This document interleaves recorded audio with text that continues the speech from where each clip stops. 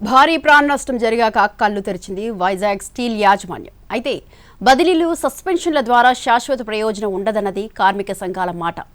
పూర్తి స్థాయి ప్రక్షాళన చేయాల్సిందేనని డిమాండ్ చేస్తున్నాయి. దీంతో ముడి పదార్థాల సరఫరా, కాంట్రాక్టర్ల నుంచి ఢిల్లీ స్థాయి అధికారుల వరకు ఎంతమందికి ఉచ్చు బిగుస్తుందనేది చర్చనీయాంశంగా మారింది.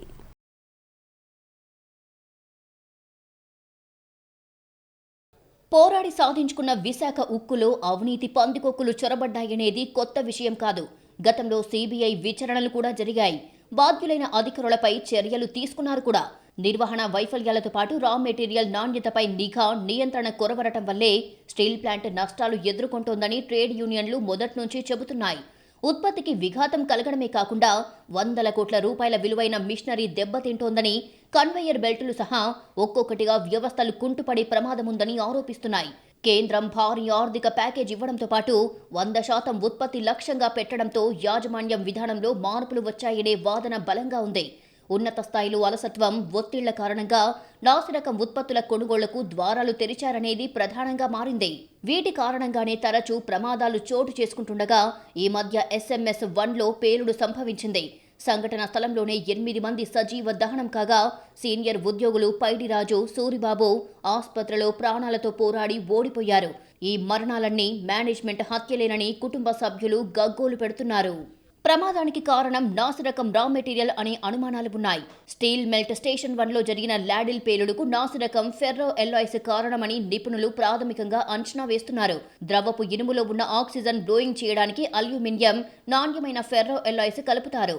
అక్కడి నుంచి లాడిల్ ద్వారా ఆర్గాన్ రెన్సింగ్ స్టేషన్కు సరఫరా చేసే నైట్రోజన్ ఆర్గాన్ రెన్సింగ్ నిర్వహిస్తారు. నాణ్యమైన ఉక్కు తయారీలో ఈ విధానం చాలా కీలకం.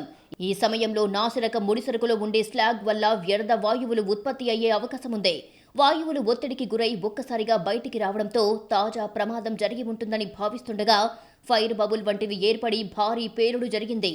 గతేడాది దాదాపు 800 కోట్ల రూపాయల ఖర్చుతో 1,00,000 టన్నులకు పైగా ఫెర్రో ఎల్లాయిస్ ని RINL కొనుగోలు చేశారు.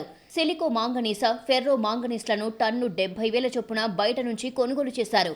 అయితే వీటి నాణ్యతలో లోపాల కారణంగా రెన్సింగ్ స్టేషన్కు వచ్చే మార్గంలో చిన్న చిన్న పేలుళ్లు సంభవించి ద్రవపు ఉక్కు బయటికొచ్చిందని కార్మికులు పలుమార్లు అధికారులకు ఫిర్యాదు చేసిన ఘటనలు ఉన్నాయి. ఈ పరిస్థితికి నాణ్యత పరీక్షలు, నిఘా వ్యవస్థ పగడ్బందీగా లేకపోవడం అనేది ప్రధాన ఆరోపణ. ఆ ఎక్విప్మెంట్ పాడైపోవడమే కాకుండా ఫైనల్గా తీసినటువంటి మెటీరియల్ ఏదైతే ఉందో అది రిజెక్ట్ అయ్యి ఇక్కడి నుంచి వేరే రాష్ట్రాలకు పంపించిన స్టీల్ కూడా రైల్వే వాళ్ళే వెనక పంపించేసిన పరిస్థితి ఉంది. ఆ పరిస్థితికి కారణం నాసిరకం ఉత్పత్తులు కొనుగోలు చేసి ఉత్పత్తులు వాడడం వల్ల జరిగింది. అది పాడైపోయి, అలాగే కన్వర్టర్లు పాడైపోయి, నిన్న గ్యాస్ బ్యాక్ ఫైర్ అయ్యి ఏ పరిస్థితి అయితే జరిగిందో దీనంతటికీ కారణం కూడా ఉత్పత్తి రా మెటీరియల్ మీద చెకింగ్ లేకపోవడం. అంత పెద్ద ప్రమాదం జరిగితే 6 గంటల్లో ఉక్కు మంత్రి విశాఖ స్టీల్ ప్లాంట్కు చేరుకున్నారు. సమగ్ర దర్యాప్తునకు త్రిసభ్య కమిటీ ఏర్పాటుతో పాటు కార్మికులు ధైర్యం కోల్పోవద్దని, అన్ని విధాలుగా ఆదుకుంటామని ప్రకటించి వెళ్లారు. కానీ ప్రమాదానికి గల వాస్తవ కారణాలు తెలిసిన ఢిల్లీ స్థాయి ఉద్యోగులు ఎందుకు బాధ్యత తీసుకోవడం లేదనేదే అసలు ప్రశ్న. 10 మంది నిండు ప్రాణాలను బలికోరడంతో పాటు విశాఖ ఉక్కు బ్రాండింగ్కు విఘాతం కలిగించే చర్యల నేపథ్యంలో ప్రక్షాళన మొదలయ్యింది. ఒకేసారి 3 GMలు, 4 DGMలపై బదిలీ వేటు పడగా స్టీల్ మెల్టింగ్ స్టేషన్ 1 and 2తో పాటు నాణ్యతా విభాగంలో పనిచేస్తున్న 22 మందిని సస్పెండ్ చేశారు. ప్రస్తుతం ప్లాంట్లో ఉన్న రా మెటీరియల్ నిల్వలు మరో 10 రోజుల వరకు రావచ్చని అంచనా. ఈ నేపథ్యంలో ముడి పదార్థాల నాణ్యతపై ఖచ్చితమైన నిబంధనలు పాటించాలని, కార్మికుల మరణానికి బాధ్యులైన అధికారులను అరెస్టు చేయాలి అనే డిమాండ్ చేస్తున్నాయి యూనియన్లు. ఇన్సిడెంట్స్ కి రా మెటీరియల్ అనేది అందరూ ఒప్పుకుంటున్నారు. రా మెటీరియల్ నాణ్యత లేకపోవడం వల్లే ప్రమాదం జరిగిందంటున్నారు.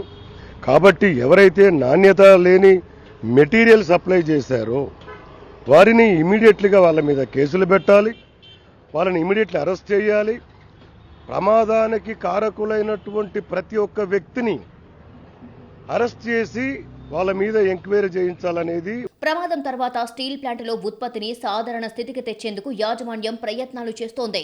అయితే ఘోస్ట్ ఏరియాగా మారిపోయిందనే ఆందోళనతో SMS లో అడుగు పెట్టేందుకు కార్మికులు భయపడుతున్నారని తెలుస్తోంది.